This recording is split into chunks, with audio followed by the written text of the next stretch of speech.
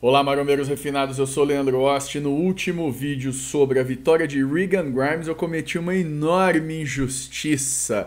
Eu falei que Samir Banu era o único cara que tinha vencido apenas um Olímpia, o resto, todos os outros campeões tinham ganhado mais de uma vez, e isso é horrível. E eu estou aqui para me retratar, começando por este mano que está aqui na tela, Chris Dickerson. O Chris, ele venceu o Olímpia também uma vez só, depois ele também ganhou um Masters, Olímpia, não sei o que, mas a gente não tá falando disso, a gente tá falando da categoria Open. E ele tem uma história bastante peculiar e a gente vai contar aqui um pouco sobre a história desse mano. Ele começou a treinar com 24 anos, depois de ter ido visitar uma tia dele na Califórnia e ter visto uma revista com a foto do Bill Pearl, que é um cara que tem também no vídeo anterior. Eu nem vou colocar aqui, porque se você é um marombeiro refinado, você viu o vídeo do Regan Grimes e tava lá uma foto do Bill. Ele ficou de cara com essa foto e voltou para Califórnia, inclusive depois para treinar com o próprio Bill, que meio que adotou ele ali durante algum tempo, e os dois passaram a treinar juntos e o Bill Pearl passou a treinar o mano.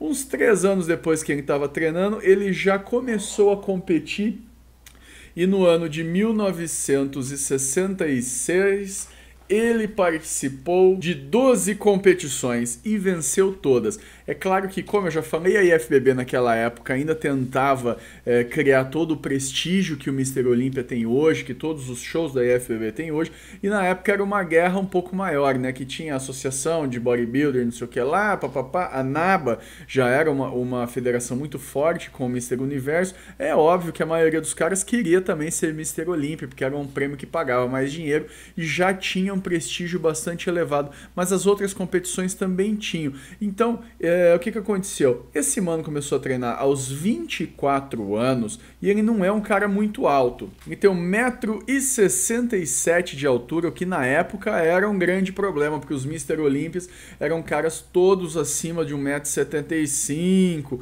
coisas desse tipo. Arnold, um cara muito alto. Ele pesava entre 84 e 89 quilos e se gabava de uma proporção física que ele tinha, que era os braços, o pescoço e a panturrilha, todo mundo do mesmo tamanho, em torno de 45 centímetros. Não é nada assim muito espetacular. Ele também é conhecido por ser o Mr. Olympia menos impressionante fisicamente. Como a gente pode ver, ele tem um shape massa, claro que tem, ninguém está falando que não é. Só que para um Olympia a gente está sempre esperando uma coisa maior, uma coisa mais impactante. Então, apesar dele ter um shape legal, muito proporcional, uma simetria muito boa, a linha dele não é uma coisa assim extremamente impactante, não tem fator wall nenhum. Olha só esse front double biceps aqui. O bíceps meio, né, meio diferente, não é muito legal. Então ele também é conhecido por essas situações. A gente tem aqui, por exemplo, uma foto do Frank Zane, que também foi Mr. Olympia, um dos mais famosos de todos os tempos, com linha espetacular, uma proporção magnífica, simetria excelente. E aí a gente volta aqui para Chris Dickerson, que não tem assim um shape maravilhosamente bonito. Ele também é conhecido por essas pontas de cotovelo aqui, ó. Isso aqui, o Ronnie Coleman que também tinha bastante disso aqui. No caso do Ronnie Coleman, muito provavelmente abuso excessivo de hormônio do crescimento e coisa assim.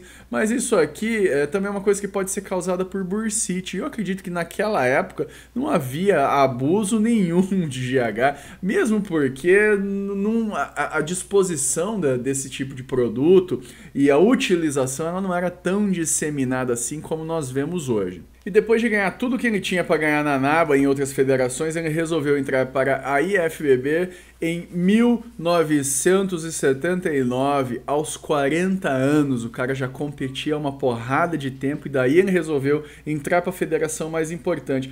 E aí em 1979 mesmo ele disputou o primeiro Mr. Olympia dele, ficando na 6ª colocação, uma colocação assim não muito boa. E em 1980, que foi o Mr. Olympia mais controverso, roubado e ridículo de todos os tempos, ele já ficou na 2ª colocação, a mesma colocação que ele repetiu em 1981. Então aqui algumas fotografias dele, mais jovem, tudo, um shape muito bom, como eu disse, mas nada assim extremamente impressionante, uma linha incrível, coisa maravilhosa. Não, não é nada disso. É um shape muito bom de um grande atleta, mas está longe de ser um fator uau, fala, meu Deus, esse aqui é o Mr. Olympia. E aí, finalmente, aos 43 anos, em 1982, o ano que eu nasci, olha só quantos anos eu já tenho. Ele conseguiu vencer a sua primeira e única competição Mr. Olympia, a não ser o Masters, né, que eu já falei, mas isso já não conta como Open. E ele é considerado, não, ele é o Mr. Olympia que venceu a competição com mais idade. Se eu não me engano, o Ronnie Coleman, a última que ele venceu foi com 40 ou 41 anos. Eu vou colocar aqui então um pouco da apresentação dele do Mr. Olympia de 1982, que ele venceu. Arnold tinha acabado de vencer em 1980 e se retirado dos palcos. Em 1981, Franco Columbo venceu o Mr. Olympia e em 1982 veio Chris Dickerson. O problema é que só no meados da década de 80 foi que Lee Haney surgiu no mundo e começou a vencer todos os títulos. Então ficou aqui meio que um negócio sem que a IFBB tivesse um daqueles grandes campeões que ficavam muitos anos vencendo sem largar o osso para ninguém. Então o que aconteceu foi isso. Ele venceu em 1982, foi merecido? Foi, só que o line-up não estava muito forte também aquele ano. Ele competiu contra Casey Viator, competiu contra Frank Zane, que estava para mim naquele ano com shape muito mais massa. Só que eu acredito que para a empresa, a federação e a FBB, eles estavam buscando um novo ídolo. E Frank Zane já tinha passado a época dele, ele já estava ali fazendo, já estava participando da prorrogação. E acho que foi um desses motivos que deixou que Chris Dickinson vencesse nesse ano e não venceu nunca mais, né? É uma pena, mas essa é a realidade do esporte. E uma das coisas também que eu esqueci de citar aqui, que é importante também dizer, é que ele é homossexual assumido desde essa época. Então, é bastante interessante ver que como um cara que era negão, não era um cara alto na época, não tinha uma puta musculatura, não sei o que, não era filho de nenhum milionário, era gay, conseguiu alcançar o maior título do bodybuilding mundial numa época ainda bastante racista na América. Ainda é hoje, né? Mas quanto mais a gente vai para o passado, mais racista fica aquele lugar. Então é um dado interessante que, apesar de eu acreditar que ele não tem nenhum fator uau, é uma coisa muito impressionante, você pode discordar de mim aqui nos comentários. Mesmo assim, isso foi plenamente suficiente para que ele disputasse mais de 50 competições na sua vida, 56 que eu contei aqui. E, cara, sempre, na maioria das vezes, top 4, top 3, vencendo a grande maioria delas e sempre em excelentes colocações, inclusive vencendo um Mr. Olympia.